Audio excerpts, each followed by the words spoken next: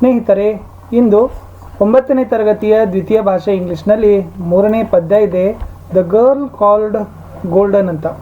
ಈ ಪದ್ಯದ ಪ್ರಶ್ನೋತ್ತರಗಳನ್ನು ನೋಡೋಣ. ಹಿಂದಿನ ವಿಡಿಯೋದಲ್ಲಿ ನಾನು ಈ ಪದ್ಯದ ಕನ್ನಡದಲ್ಲಿರ್ತಕ್ಕಂಥ ಭಾವಾರ್ಥವನ್ನು ನಿಮಗೆ ತಿಳಿಸಿಕೊಟ್ಟಿದ್ದೆ.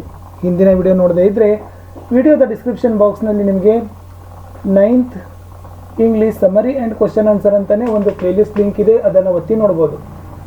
ದಯಮಾಡಿ ತಾವೆಲ್ಲರೂ ಕೂಡ ವಿಡಿಯೋನ ಲೈಕ್, ಶೇರ್ ಹಾಗೂ ಸಬ್ಸ್ಕ್ರೈಬ್ ಮಾಡಲಿಕ್ಕೆ ಮರೆಯದಿರಿ ಅಂತ ಹೇಳ್ತಾ ಶುರು ಮಾಡೋಣ. ದ ಗರ್ಲ್ ಕಾಲ್ಡ್ ಗೋಲ್ಡನ್ ಅಂತಕ್ಕಂಥ ಪದ್ಯದ ಪ್ರಶ್ನೋತ್ತರಗಳನ್ನು ಕೊಟ್ಟಿದ್ದಾರೆ. Working in pair groups, answer the following questions. Number 1 ಇತ್ತು, which of the following descriptions best suits the poem? A, praising Betty Cuthbert, B, criticising Betty Cuthbert, C, questioning Betty Cuthbert ಅಂತ ಇದೆ. ಇದರಲ್ಲಿ praising ಬೆಟ್ಟಿ ಕುಟ್ಬರ್ಟ್ ಅಂತಕ್ಕಂಥದ್ದು A option ಏನಿದೆಯಲ್ಲ ಇದು ಸರಿಯಾಗಿರ್ತಕ್ಕಂಥದ್ದು ಇದೆ. Second one, look at the first stanza and complete the table. Betty Cuthbert her schoolmates. She ran ಇದೆ, walking ಬರಿಬೇಕು. She sprint, they ran. She trained, they played ಅಂತಕ್ಕಂಥದ್ದು. ಸೊ ಮುಂದೆ ಈ ಟೇಬಲಲ್ಲಿ ತಾವು ಬರೋದು ಇದು ಆನ್ಸರ್ಸನ್ನು ಕಂಪ್ಲೀಟ್ ಮಾಡಬೇಕಿತ್ತು. ಇಷ್ಟ ಎರಡನೇ ಪ್ರಶ್ನೆ ಉತ್ತರ ಆಯಿತು. ಇನ್ನು ನೆಕ್ಸ್ಟ್ ಇರೋದು, which line in the first stanza suggest that Betty actually enjoyed what she was doing ಅಂತ ಇದೆ. ಆನ್ಸರ್ಸ್ ನೋಡೋಣ. They made it seem fun is the line which suggest that Betty actually enjoyed what she was doing ಅಂತ ಇತ್ತು. Fourth question ಹೋಗೋಣ. There are questions in the first stanza which are answered in the second stanza again as a questions. Relate them with the help of your partner ಅಂತ ಇದೆ.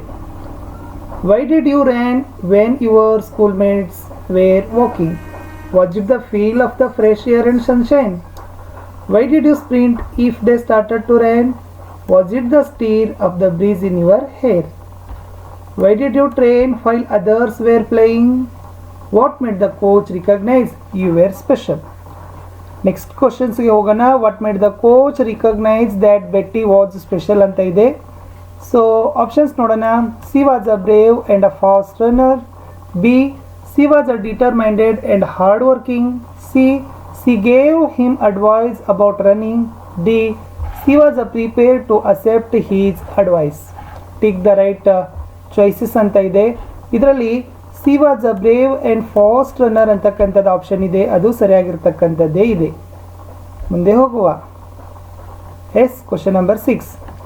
Which lines in the third stanza suggest that it is not easy to become a winner? Schooling your will when the muscles were aching long spells of effort and heeding the words that some others rejected. These are the lines which suggest that it is not easy to become a winner ಅಂತಕ್ಕಂಥದ್ದು ಬರೀಬೇಕು. Next number 7. Betty was very young when she won gold medals at the Olympics. Pick out the word that suggests this. Answer ಇತ್ತು still your teens. These words suggest that Betty was very young ಅಂತ ಬರೀಬೇಕು. ಮುಂದಿನ ಪ್ರಶ್ನೆ 8. Do you think the title A Girl Called Golden is appropriate? Give a reasons. Answer, yes. The title is appropriate because the poem describes about Betty and her effort to win the gold medals in the Olympics. She had won 3 gold medals ಅಂತ ಉತ್ತರ ಬರೀಬೇಕು.